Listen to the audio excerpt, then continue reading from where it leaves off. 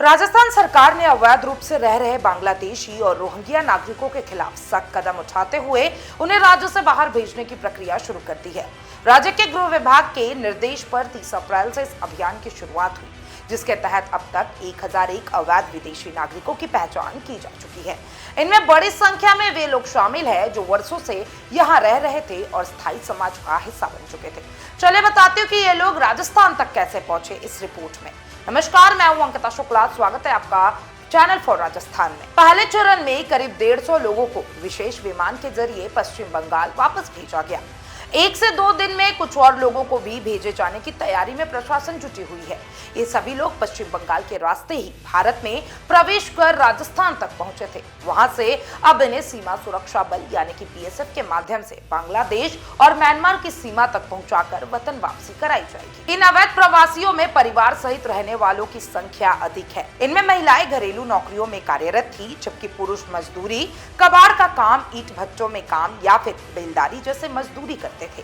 कई मामलों में कुछ लोग आपराधिक गतिविधियों में भी लिप्त पाए गए हैं, जिससे राज्य सरकार की चिंता और बढ़ गई है। 341 बच्चे, 284 महिलाएं शामिल चिन्हित किए गए हैं। 1001 लोगों में 341 बच्चे हैं, 284 महिलाएं और 376 पुरुष शामिल हैं। राज्य सरकार इन सभी को चरणबद्ध तरीके से वापस भेजेगी और इस पूरी प्रक्रिया की निगरानी राज्य का गृह विभाग कर रहा है और केंद्र सरकार के समन्वय से इस कार्य को अंजाम दिया जा रहा है। कहां से पकड़े गए ये लोग? राज्य के 14 जिलों में इन लोगों को चिन्हित किया गया है। सीकर, जयपुर, अलवर, कोटपुतली, बहरोड और भिवाड़ी जैसे जिलों से सबसे अधिक संख्या में ये अवैध प्रवासी सामने आए हैं। डिडवाना, कुचामन 394, जयपुर से 218 और इसी के साथ साथ कोटपुतली, बहरोड से 117 लोग, अलवर से 103, भिवाड़ी से 67, सीकर से 148। अन्य जिलों में जो जिला शामिल है वो है दौसा, करौली, कोटा,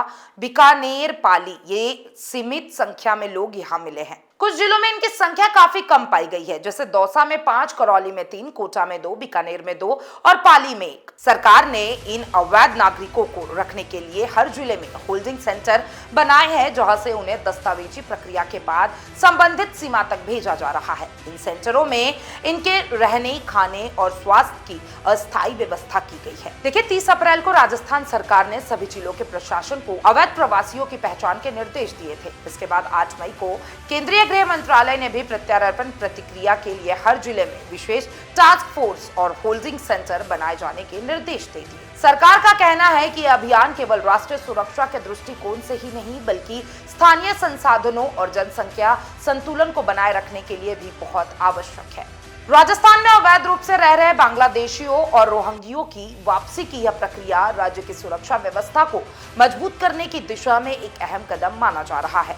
सरकार इस प्रक्रिया को मानव अधिकार के उल्लंघन से बचाते हुए कानूनी और संवैधानिक ढंग से अंजाम देने की बात कह रही है। आने वाले दिनों में ये देखना होगा कि यह अभियान कितना सफलता के साथ अपने लक्ष्य तक पहुंच सकता है। आप क्या सोचते हैं बांग्लादेशी और रोहिंग्यों के बारे में? मुझे कमेंट बॉक्स में जरूर बताइए और तमाम ऐसे अपडेट्स के लिए चैनल फॉर न्यूज राजस्थान के साथ बने रहे।